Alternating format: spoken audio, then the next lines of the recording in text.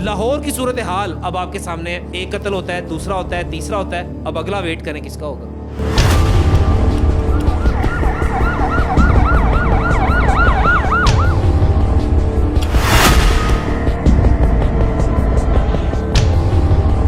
वो शरीयत ही ला दो, चोरी दा सजा हाथ कटना दे दो, देखना आधा पाकिस्तान टुंडा हो जाएगा। इंसाफ का यहाँ पर सरेआम कत्लेआम हो रहा है।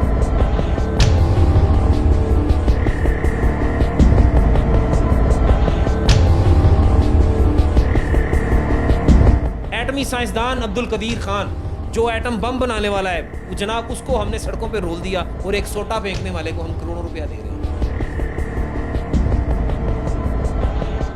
अस्सलाम वालेकुम नाजरीन, मैं हूं अहमद रियाज बलोच और आप देख रहे हैं AAM न्यूज़। नाजरीन, रवां साल पाकिस्तान के शहर लाहौर और सूबाई दारुल हुकूमत लाहौर में बाकायदा तौर पर जो अमन आमा की कंडीशंस हैं उस पर सवालिया निशानात खड़े हो गए हैं। सबसे पहले टीपू ट्रकों वालों के बेटे अमीर बलाज का कत्ल होता है और फिर उस पुरअसरार कत्ल के बाद मरकज़ी मुलजिम एहसन शाह सामने आते हैं और फिर उनको भी एक जो मुबैना पुलिस मुकाबला है उसमें मार दिया जाता है। और उसके बाद अब गुज़िश्ता रोज़ जावेद भट्ट साहब जो कि तीफ़ी भट्ट साहब के बनवई हैं उन्हें भी हलाक कर दिया जाता है और उसके साथ साथ उनकी तीफ़ी भट्ट की बहन भी इस हवाले से बहुत सीरियस हालत में है। इस वक्त हमारे साथ आज माहिर कानून और सीनियर वकील चौधरी फैसल शहजाद जट साहब मौजूद होंगे। अस्सलाम वालेकुम सर, बहुत शुक्रिया आपके कीमती वक्त का। बताइएगा, ये कानून लाकानूनियत का जो माहौल सरगर्म हो गया है, क्या आपको लाहौर में गैंग वार दोबारा जन्म लेते नज़र आ रही है?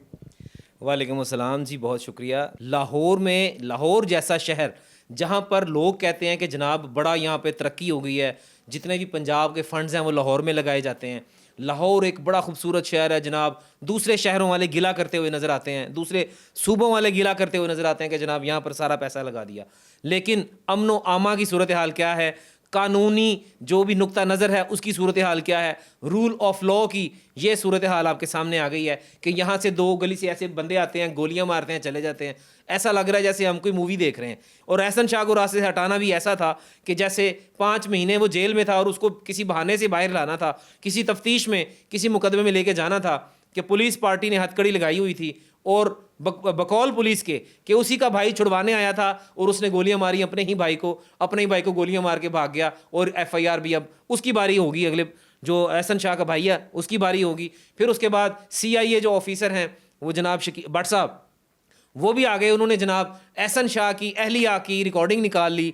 मतलब इस मुल्क में क्या हो रहा है समझ नहीं आ रही। सबसे पहले मैंने इसको दिए चले ना, 1 महीने के अंदर ही मैंने तोहफा दे देना वो आपको, बड़ा जबरदस्त जो बदामी पागल है ना जिसने मेरे साथ ड्रामा किया, मिले जाइए ना, मिल के जाए। लाहौर की सूरत हाल अब आपके सामने है। एक कत्ल होता है, दूसरा होता है, तीसरा होता है। अब अगला वेट करें किसका होगा। अगर हम कानून इंसाफ के कटहरों में मुल्ज़मान को नहीं लाएंगे, सड़कों पर दिन दिहाड़े फैसले करेंगे तो मामला तो यूं ही मेरे ख्याल में खराब होते रहेंगे। आप माहिर कानून है, क्या समझते हैं? देखें, जो लड़ाई चल रही है वकला की पिछले 2 सालों से, और इसमें एक तहरीक इंसाफ पार्टी वो भी है और वकला की भी, कि रूल ऑफ लॉ की सुपरमेसी होनी चाहिए। अब रूल ऑफ लॉ की सुपरमेसी क्या होगी? यहाँ पे आपके जस्टिस साहिबान हैं, उनको ब्लैकमेल किया जा रहा है, वो थ्रेट, वो इंसाफ मांग रहे हैं। अब यहाँ पर इंसाफ कैसे होगा जब आप कातिल को उसकी सजा नहीं देंगे? चलो यार, आप ये पाकिस्तान का कानून है, छोड़ दो, अब शरीयत का कानून ही नाफिज कर दो। मतलब अब हम यहाँ तक आ गए, वो शरीयत ही ला दो, चोरी दा सजा हाथ कटना दे दो, देखना आधा पाकिस्तान टुंडा हो जाएगा। आप जो है वो आँख के बदले आँख, नाक के बदले वो जो कानून है नबी करीम हज़रत मोहम्मद मुस्तफ़ा ख़ातम नबीयीन सल्लल्लाहु अलैहि वसल्लम ने फरमा दिया है, तो उसी कानून को लगा दो यार। हम तो हाथ जोड़ रहे हैं। मैं एक वकील होके मैं ये बात कर रहा हूँ कि हम अपने क्लाइंट को इंसाफ दिलाने जाते हैं, अदालतें तारीख पे तारीख डाल देती हैं, गरीब आदमी देखता रह जाता है, पैसे वाला पैसे देता है, तारीख को आके हो जाता है। इंसाफ का यहाँ पर सरेआम कत्लेआम हो रहा है। जैसे अमीर बलाज टीपू ट्रकों वालों के बेटे जब इस एक होलनाक वाक़े में अल्लाह को प्यारे हो गए तो वो उन्होंने भी ये कह रखा था कि अब मैं अपनी दुश्मनी को आगे नहीं चलाऊंगा लेकिन अपने वालिद के कातलों को भी नहीं छोड़ूंगा। उसके बावजूद भी उसे हलाक कर दिया गया, उन्हें अपनी एक दुश्मनी की नज़र कर दिया गया। आप कानून की बात कर रहे हैं, आप कानून की सुप्रीमेसी की बात कर रहे हैं। तहरीक इंसाफ के दौर में भी जब जो तहरीक लब्बैक पाकिस्तान के लोग निकले थे, उन्हें भी पुरअसरार तरीके से मारा पीटा गया था, गोलियों का इस्तेमाल किया गया था। और जब तहरीक इंसाफ निकली अपने मामलात के लिए, तब उनके लिए के साथ ये हो गया। आपको नहीं लगता कि जजेस को भी डट जाना चाहिए इन मामलात पर?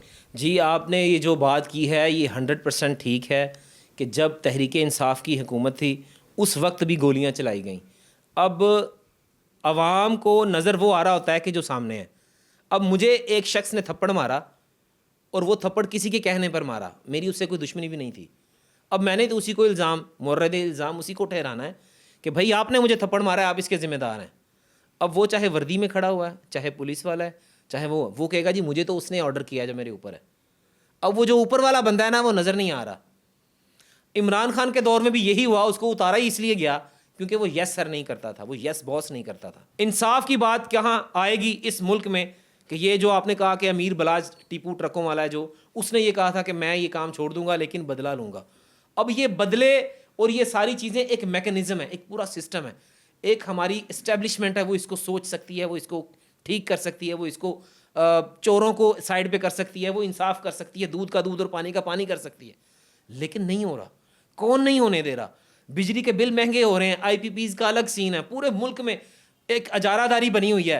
एटमी साइंसदान अब्दुल कदीर खान जो एटम बम बनाने वाला है, वो जनाब उसको हमने सड़कों पे रोल दिया, उसको जेल करवा दी, उससे प्रेस कॉन्फ्रेंस कराई कि माफ़ी मांग, तू क्यों बनाया?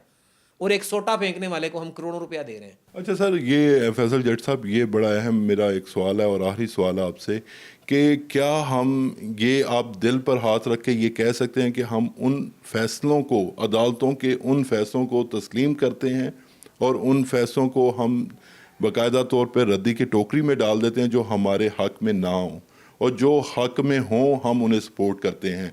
क्या ऐसा आज भी कायम नहीं है? और अगर ऐसा यही सूरत हाल है तो फिर रूल ऑफ लॉ किस तरह? देखें, आपका ये जो क्वेश्चन है कि हमारे हक में फ़ैसले हों तो हमें मंजूर होते हैं, अगर हमारे ख़िलाफ़ हो तो नहीं। देखें, ये हम लोगों ने परसेप्शन बना ली हुई है। अब ऑक्सफोर्ड यूनिवर्सिटी की मैं बात अब मेरी बात हर बात जाएगी क्योंकि मैं करंट अफेयर्स की बात करता हूँ। तो ऑक्सफोर्ड यूनिवर्सिटी का भी सिलसिला चल रहा है कि एक इलेक्शन वहाँ पे एक बंदा चांसलर के इलेक्शन लड़ रहा है, उसका नाम चला गया है। दुनिया के 3 मशहूर, एक टोनी ब्लेयर और साबिक वज़ीर आज़म है 2, और एक जो है जर्मन की वो हैं चांसलर हैं, और खान साहब खुद ब्रैडफोर्ड यूनिवर्सिटी के चांसलर रह चुके हैं। अब वो इलेक्शन लड़ रहे हैं। पाकिस्तानियों की वो क्या खस्ता हालत, दिमागी हालत ठीक नहीं है कि हज़ारों की तादाद में मेल्स किए हैं उनको। हमें कहते हैं कि ए यहूदी एजेंट है, और उनको जाके कह रहे हैं जी ये पक्का मुसलमान है, तो तबाही ला देगा। तो मुनाफिकत कितनी आला मयार की करते हैं कि हमें इनका जवाब ही नहीं मिलता। अब वो जेल में बैठा हुआ शख्स इनको कोई तकलीफ दे रहा है, या वो इलेक्शन पाकिस्तान में लड़ रहा है, वो तो ऑक्सफोर्ड यूनिवर्सिटी के स्टूडेंट्स हैं, उन्होंने वोट देने हैं। पटवारियां दा की काम, उन्होंने की पता तालीम की है। हाँ, अगर किसी ने वो ऑक्सफोर्ड यूनिवर्सिटी तालीम हासिल की होती तो इनको इल्म होना था कि हाँ भाई वो इलेक्शन हो रहे हैं तो होने दो। अब वो जापान के सदर हैं नून लीग के, वो अवान साहब, वो खुद बाकायदा गए हैं पटिशन लेके वहाँ पे ऑक्सफोर्ड यूनिवर्सिटी कि जनाब वो बंदा ठीक नहीं, वो तो बड़ा करप्ट आदमी है। उन्होंने उठा के रद्दी की टोकरी में फेंक दिया कि भाई वो करप्ट नहीं गा, सानू पता है, तुसी जाओ। तो ये इनके मुंह की खानी पड़ी, हर जगह मुंह की खानी पड़ती है। और मैं आपके चैनल पे एक और बात बता दूं, ये शायद आपके लिए बड़ी खबर होगी। 8 सितंबर के जलसे में हो सकता है कि इमरान खान साहब खुद शामिल हों। ब्रेकिंग न्यूज़ नाज़रीन दे रहे हैं फैसल शहजाद जट साहब, और इम्कान का इजहार कर रहे हैं कि मुमकिन तौर पर इमरान खान साहब जो कि बानी तहरीक इंसाफ हैं वो भी 8 सितंबर के जलसे में शरीक हों। अहमद रियाज बलोच को और फैसल शहजाद जट साहब को दीजिए इजाज़त। अल्लाह ने के बान।